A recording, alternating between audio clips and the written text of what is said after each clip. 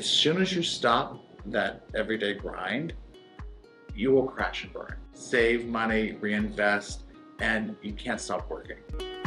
Welcome to the Producer Mindset, where we interview industry leaders about entrepreneurship, marketing, business development, and overall what it takes to run a successful business in, but not exclusive to, the real estate industry in today's age. Welcome, Daryl.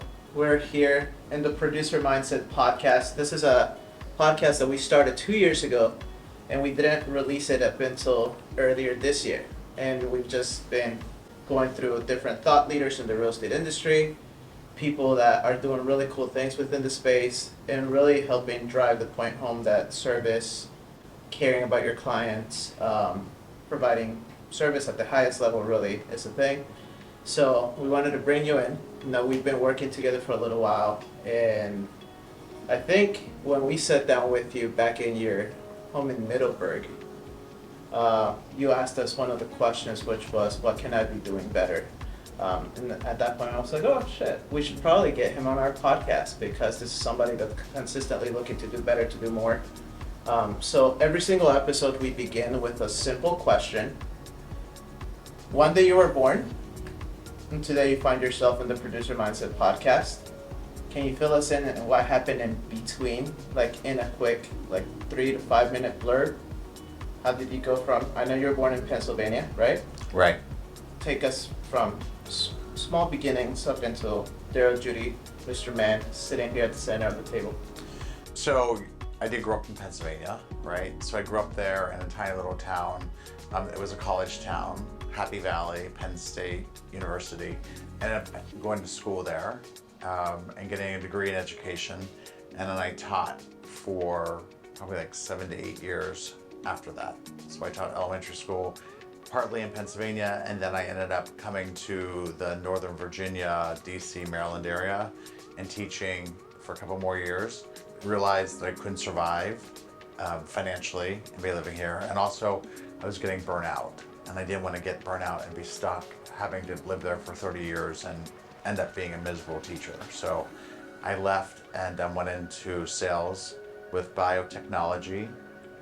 As specialty, I was fortunate to do that. Worked for a couple companies there for several years, and then had a great job. Golden handcuffs, like company car, stock options, paid leaves. It was a great company, probably the best in the United States, Genentech. And I'm just like, I don't like this business. I felt like death of a salesman, and I wanted to do something that resonated with me. Design, homes, real estate. Everyone says I love houses, but to actually do real estate and know it well and love it and be in it day after day, it takes a special person. And so I also wanted to create a business that I could grow today and grow next year and grow the following year and reap those benefits, as opposed to in a sales job with a Fortune 500 or Fortune 100 company. You do really well, and then the next time they're like, well, you exceeded that, so we're going to change your quota so that you can't make as much money. I wanted to grow my business in a thoughtful way, and I also wanted to work with people that I like and choose to be who I wanted to be with, and go to work every day kind of loving life and doing it. So I've been doing real estate now for probably, 16, 17 years, something like that. So if you take us back all the way back to Happy Valley, college town, just gonna ask it, did you grow up with money? I grew up, no money, right? I shouldn't say no money. Like, we weren't poor in terms of we couldn't afford to eat. We always had food, right? But I always say, if we didn't kill it or grow it, we probably didn't eat it, right? Other than like sugar or flour. So we grew up butchering. My family has history in farms. I grew up working on a dairy farm. So we didn't have money. We were actually pretty poor, but I never knew it. We had like a beautiful house. It was immaculately, taken care of. I didn't know that we were as poor as we were. And even we were just smart. My parents were so smart. They grew up during the Depression. And so they grew up not having much. They grew up, money doesn't grow on trees, and you have to work for what you get, and you've got to save. So in my mindset, it's always been that. And so even like my mother, she left the job she was in when my brother went to college. He's much older than I am. And she got a job at the university because we got 75% off tuition, right? Wow. So when I went to school, she's like, you could go anywhere you wanted to go to school and get 75% off or pay for it, or you could go to Penn State, which is a great school. You'll get 75% off and you only have to pay for 25%. So everything that they did was with purpose and reason. Still 10% of everything they made was given to church as tithing. So even when they didn't have money, they gave money away. But no, I was not wealthy. I didn't grow up, golfing or private tennis lessons. I didn't grow up with a personal coach. I didn't grow up going to private school. Like, I didn't have any of that, which is a whole different world and a lot of the way that my clients are today. So I'm very thoughtful and I understand. I'm in a situation today with a client who's in trouble with their housing and economics and things that are changing their life. And I totally relate to that, right? So it doesn't make a difference if it's a $3 million client or a $300,000 client. I understand the family dynamics and trying to put food on the table because I grew up in that situation. That's really cool, man. So humble beginnings. So you started working really young, or? Started working well, yeah. I mean, I don't think I ever not worked. And I think one of the reasons that I've been fortunate enough to have the life I have today is because I work hard, right? I like to work. I can't just sit and watch a Netflix. I have to sit and I'm doing this, or I'm folding laundry, or I'm texting. I can't just not work. So it's in my blood. But even growing up, as my brothers were older and they were out of the house, my mom was at work. In the summer, I'd wake up and there would be on the dining room table a list: cut the grass, tie the tomatoes, pick the green beans, mop out the vacuum the garage, whatever. There would be a list. There would always be what it was. My mom got home from work, I'd have dinner started. So I remember being 8 years old, and my third grade teacher would say, "Well, Daryl, what's for dinner tonight?" And I'm like, "Well, tonight we're having." I didn't understand that until I taught third grade, and I'm like, oh my God, I wouldn't let a third grader boil water, right? But that is how I was raised that's how we are as people, and out of necessity, right? Mm-hmm. That's really cool. I love that. It's kind of like my grandma. My mom and my grandma on that side of the family. Single mom, 3 kids, all around the same age, and they kind of had to raise themselves in a way. Do you think that experience growing up translates to who you are today in the business world? Oh yeah, 100%. So part of it's just values of the family, and how you behave and how you're raised and how you treat people. So it's that.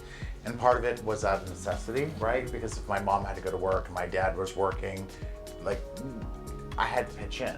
It was just, there was too much work to be done.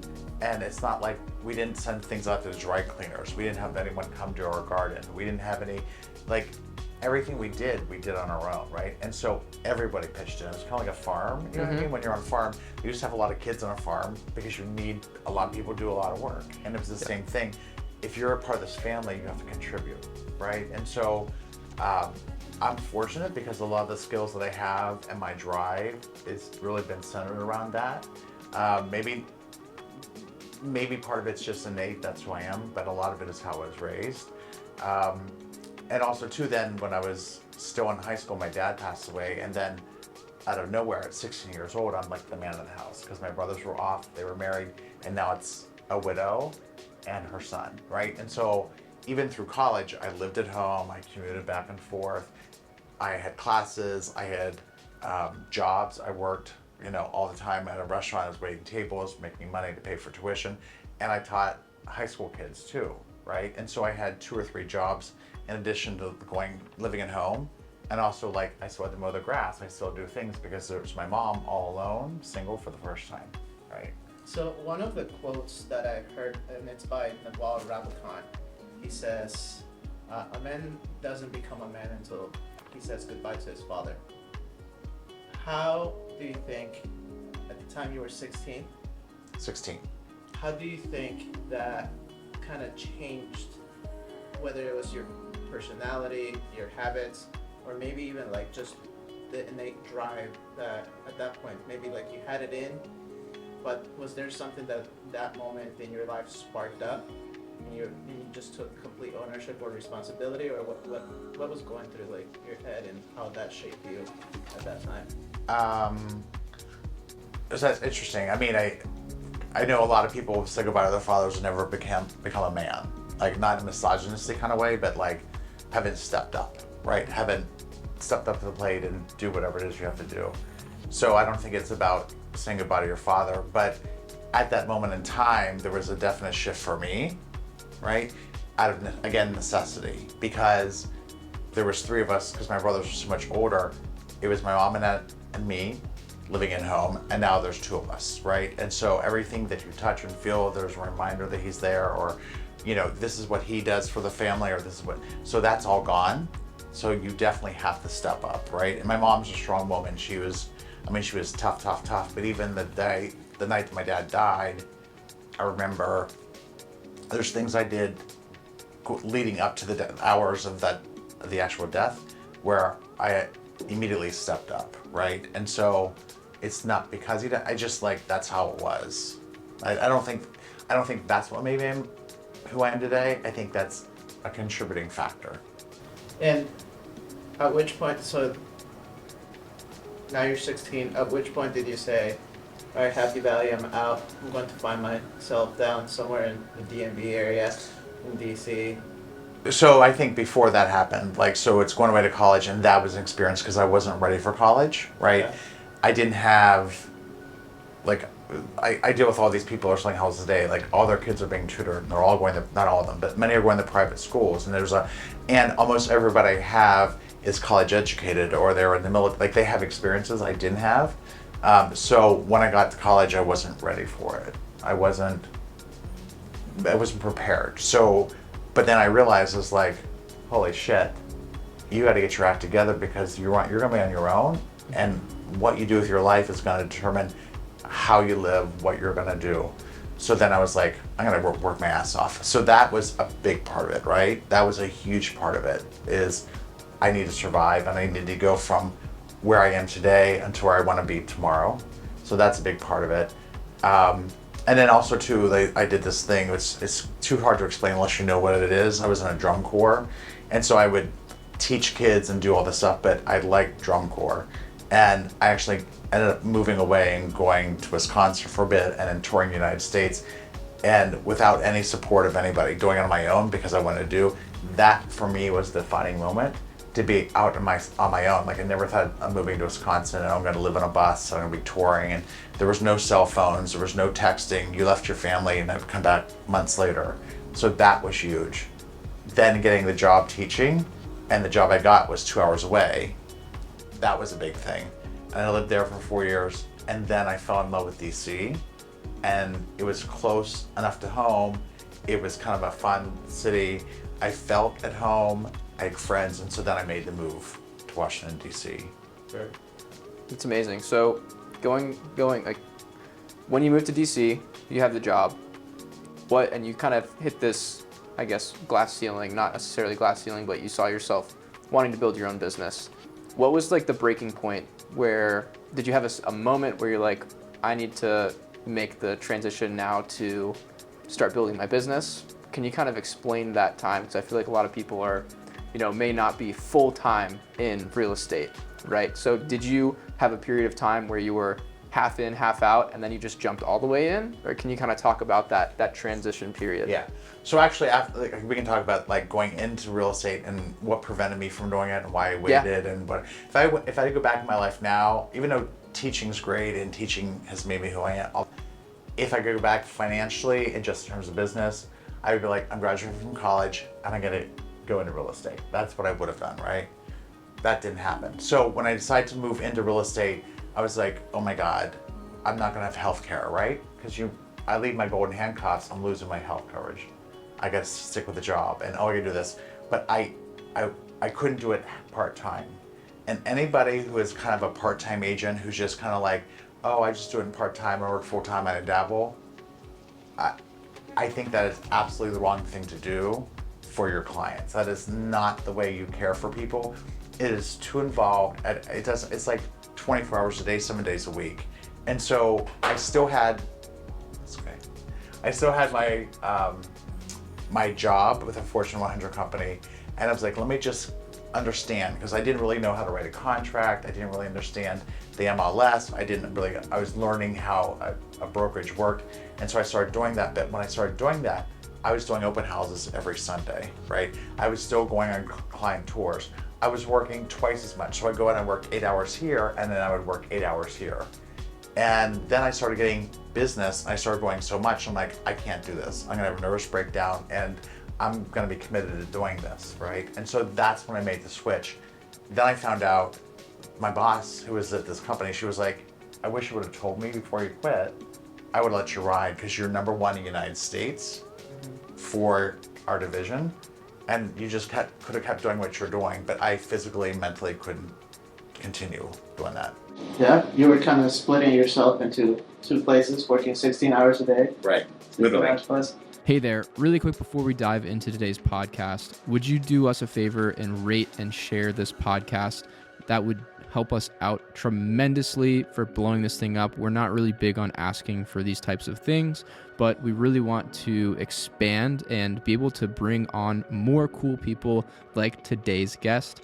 If you can, take a minute. It only takes a minute. That would be great. All right, let's get to it. So how do you think, knowing what you know now, what are some things that you thought back then that you thought were true that you realized today were never true? I mean, I'm sure there are things. I can't think of any off the top of my head. I would actually say the opposite. The things that I thought were true then are still true today. Which are? The harder I work, the luckier I get, right? Nobody owes you anything. You have to do it. If you want something done, you have to do it yourself, right? You have to surround yourself by good people. You have to demand more of yourself than others demand of you. You have to be loyal, you have to be honest. All the things that I was raised with, all the things I did when teaching, all the things I used when I was in biotechnology, sales and marketing, those things, that skill set is what I use today. So I wouldn't say the things I thought before were wrong. I'm sure there's been ups and downs, and I changed my opinion and I think differently. But the core of who I am is who I was before, and the core I am is still the same person today.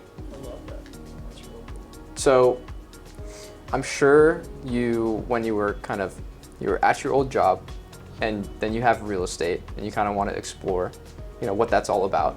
You started getting business. Did you have anyone that kind of mentored you or took you under their wing that you looked at? Maybe not somebody that you had a personal relationship with, but maybe somebody that you kind of aspired to be like, or somebody that you consumed their content? No. No. Because you're young. Consume content is not appropriate for when I did real estate. Like, there was no content 15 years ago, right? There was no Instagram, there was no Facebook, there was none of that, right? If you want to be on a phone or you're on a computer, you had to go and you had to plug in. Like, I'm sound like an old man when I say that, but it's 100% true. Yeah. In the difference of 15 years, that's the way it was. Like, we weren't sitting in our car looking at MLS stuff, right? Mm-hmm. We weren't taking pictures of things, and there was none of that. There was no content whatsoever. So the only, and there was no Bravo TV, there was no $1 Million Listing, there was no Flip or Flop, there was no Property Brother, there was none of that. It didn't exist.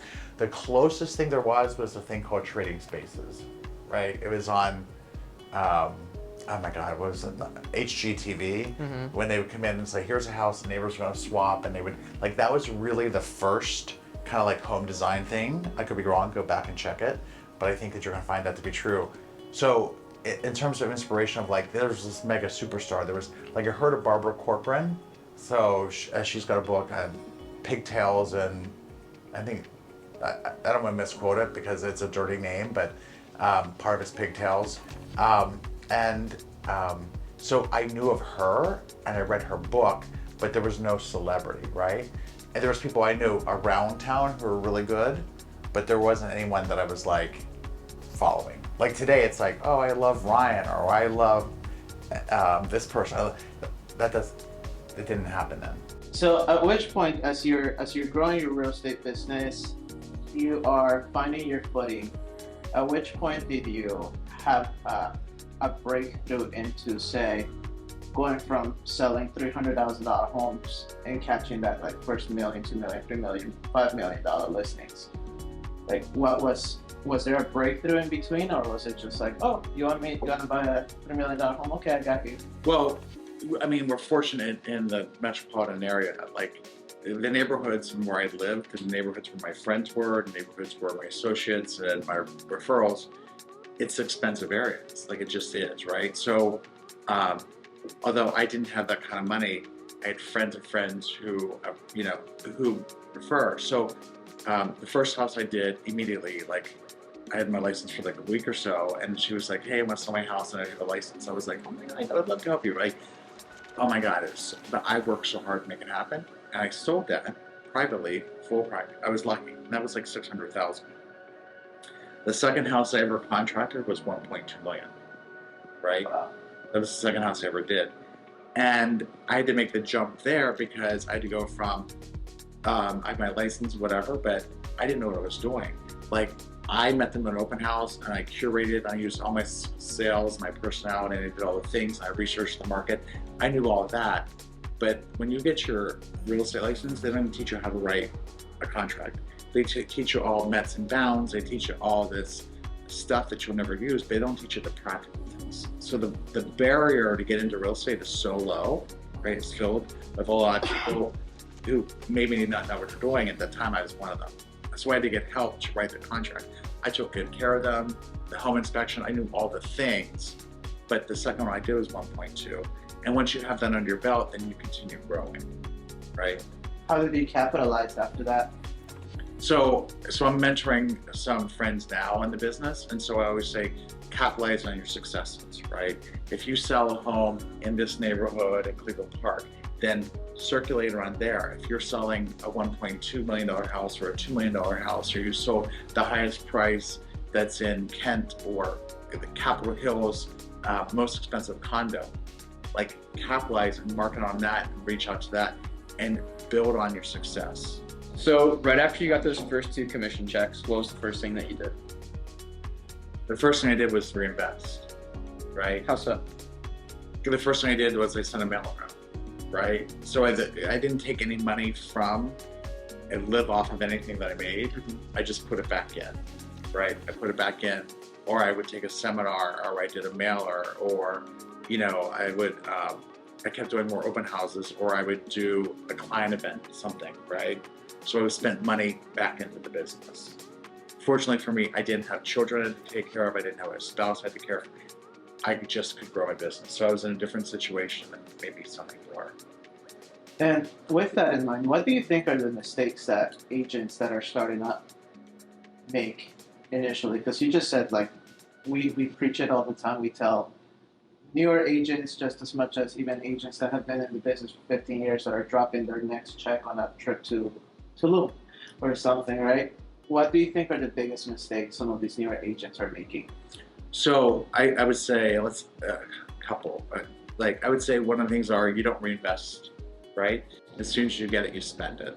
And so you need to reinvest back in. You need to save. You need to make sure you pay your taxes. So you get a big check, you're going to come back and Uncle Sam's going to want that money, right? So you got to save, be judicious with money, and reinvest in your business. One of the biggest lessons I've learned, I've seen over the years, is you can work so hard every single day, January, February, March, April. Like, let's say that you're just pounding the pavement, you're doing the open houses, you're doing marketing, you're doing that, and you have a good first half. I see people are like, okay, I'm done. I'm going to go to Rehoboth. I'm going to Nantucket. I'm going to Miami. I'm going to spend a month in Spain. As soon as you stop that everyday grind, you will crash and burn. I mean, I see it happening with older agents who are super successful, and they're like, and I see them come back in September after a big summer away, and they panic, right? It's just cyclical. And so you have to be consistent. All the work that you did today, no one cares about.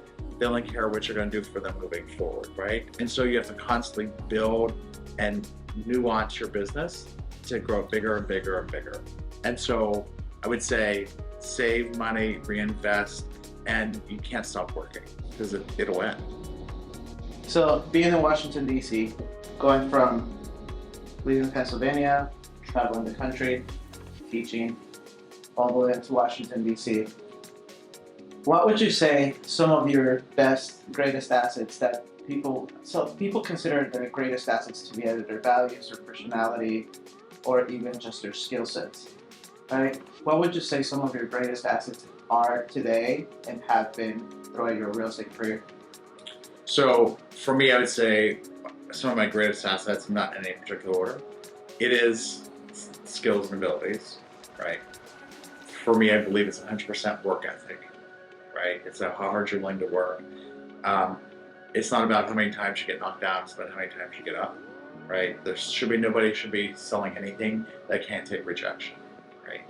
It doesn't make any difference if you're number one in the United States or you're going to get rejected every day.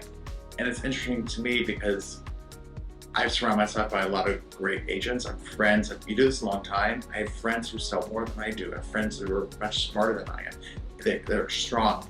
They get beat up as much as I do. The person who sells half of what I do, they get beat up every day if they're out there pounding the pavement. So it's tenacity as well.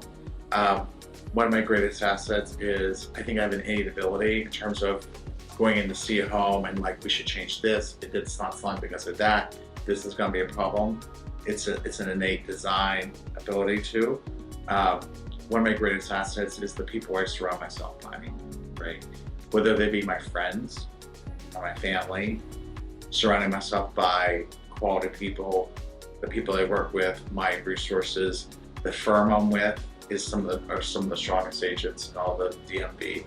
Surround myself by peers that I don't even work with, but they're at another agency. We've been friends. We've done so many deals. Having them as allies, be able to talk to them. It's the people that you're surrounding yourself by as well. That's really cool. Awesome. So when you're not selling houses, what are you doing? What am I doing? I spend a lot of time selling houses, right? I spend a lot of time. So I'm always thinking, what should we be doing? What should we be doing better? What am I going to do?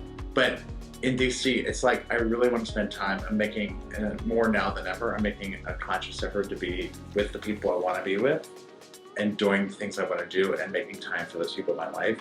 So whether that's, being part of a organization like Transform, which is a DC art, like a lot of people there and supporting them and helping them, or whether it's helping like a neighbor, like this great guy Gene next to me, and I want to be around the people I want to be around and focus on them.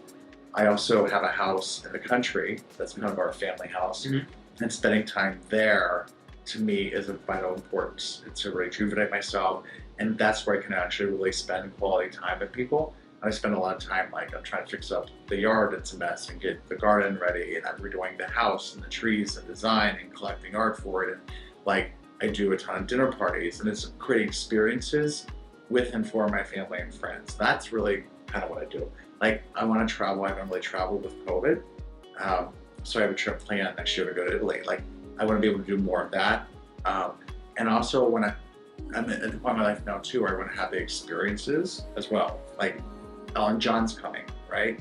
I haven't seen Ellen John in person. The tickets were expensive, right? But I was like, I haven't seen it. I gotta make this happen, right? Or I'm gonna go to New York, the Christmas tree lighting. I have a ticket on Rockefeller. I'm not gonna say I can't afford it. I'm not gonna say I don't have time for it. I'm gonna figure out a way to do it for those experiences with those friends. Nice. The last question for me particularly is, with the amount of thought and experience that you have, not just in the industry, and how you're being mindful of your time and what you give attention or energy to, what's next for Daryl Judy, apart from just continuing to grow his business or continue to develop as a real estate agent? So I don't think that there's any next goal. I don't live my life. I know they always write your goals down, and you can't reach your goal unless you have. I'm gonna sell X amount of houses. I'm gonna sell so many millions of dollars in houses. That's not how I live my life, right? I just wake up every day unemployed. Every day I'm like, oh my God, what am I gonna do today? In everything that I do, I should be doing this better. Last night I was laying in bed, I'm like, shit. Last week I did a dinner party and I needed pasta bowls and pasta bowls. I'm online ordering pasta bowls. So in the future, that's not gonna, you know what I mean? I don't plan ahead and think all of this and that. I just believe to continue going. I think reinventing yourself all the time, sometimes that needs to happen. But I know who I am and how I was raised. And I continue to try to improve every time moving forward. So I don't have a goal of what's next. You want to own your own brokerage? No, that's the last thing I want to do. Or you want to buy this expensive home? No. Or you want to go on safari? I don't live like that. But there's not any one goal that I have. I want to continue doing this and then growing those experiences doing things, right? Like I want to go to Israel. Like that's something I want to go and do, but that's not like, I don't set my goal. I'm like, okay, I'm going to go to Israel. One thing I want to do, I'm going to get better playing tennis. So this year, I'm going to take tennis lessons. I've got the ability to do that with this club that I joined and try to work my calf muscle, right? So I've been out for a couple of months. I'm going to get back in because I want to be healthier. I want to grow a skill. And there's really great people there that I'm not going to know unless I do their sport. So that's something I want to do moving forward, but that's not like a huge goal. I don't know if that makes sense. It does. I do have a quick follow-up and then Josh, please. But Let Josh talk. I know, but this is a good one because I think it's going to be a really good soundbite. So you said every single day you wake up unemployed. Can you explain that mindset? Yeah, I mean, every single day I wake up unemployed. Again, I said, nobody cares what you did yesterday. They're only going to care what you do for them today, right? So I had the skills, abilities, talents, the people around, success stories, whatever that is. I can use that to move forward today, but only what I'm doing today is going to count. Nobody, like if you listed your house with me and I said, listen, I took pictures of your house last month and I was there for the staging and I helped you with blah, blah, blah, blah, blah. Today it's not selling. They don't care what you did for them before. They only care what you're doing for them now, right? And so you have to always stay on top of it. Nobody cares about the last video you did. The last video got 50 likes or 100 likes. Nobody cares. They want to see that today when they wake up, what are you going to give them today? What's going to feed their appetite today, right? For me, business-wise, I have to every day continue to try to get a new listing, get a new buyer, try to make something better for a client that I have, nurture relationships. Every single day you have to have the mindset, not that you're unemployed really, but that you have to take everything that you have and move forward, not maintain. I love that. Yeah, no, that was amazing. I think that was a great cap to this episode. Cool, very cool. So people can find Daryl Judy at Daryl Judy on Instagram. But where else? Daryl Judy, Instagram. My website's daryljudyrealestate.com. I'm on Twitter, which I don't really use much. LinkedIn, Facebook, TikTok, smoke signals. There you go. Right, I mean, name it. Daryl Judy bat signal. Messenger pigeon. Right. Riding in the skyline, walking the streets of DC, walking the creek in Middleburg. Somewhere around Logan Circle. Somewhere in Georgetown, Logan Circle, Capitol. I mean, I'm all over. And that's the thing too, I don't just do one thing. My friends and my clients are all over. Mm-hmm. So you have to be mobile and you have to kind of know what's going on all around. You can't just be in one place. Perfect, man. Thank you for joining us today. Thank you.